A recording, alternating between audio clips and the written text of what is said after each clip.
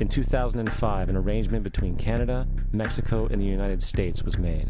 This arrangement, unannounced to the public, unregulated by Congress, merges the United States, Mexico, and Canada into one entity, erasing all borders.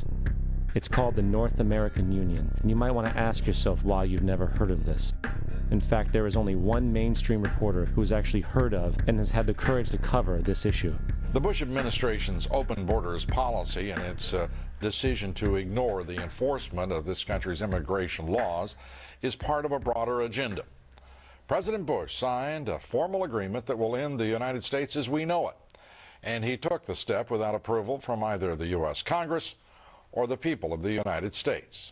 It's a deal that few have even heard of. It's being done again by very few people at the very top on behalf of the investment class, but the working class of people, political officials across our country, from communities, from cities and so forth, they don't know anything about this.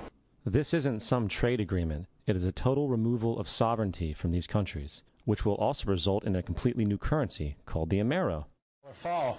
Apart from that, I think one thing people who are dollar-based need to focus on is the Amero. That's the one thing that nobody's talking about, but I think it's going to have a big impact on everybody's life in Canada, the U.S., and Mexico. The Amero is the proposed new currency for the North American community, which is being developed right now between Canada, the U.S., and Mexico to make a borderless community, much like the EU, and the dollar, Canadian dollar, U.S. dollar, and the Mexican peso replaced by the Amero.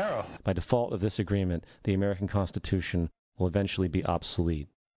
You would think that a situation like this would be on the cover of every major newspaper.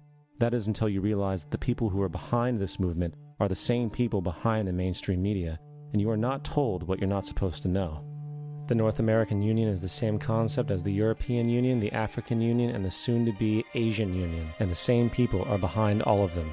And, when the time is right, the North American Union, the European Union, the African Union, and the Asian Union will be merged together, forming the final stages of a plan these men have been working on for over 60 years. A one-world government.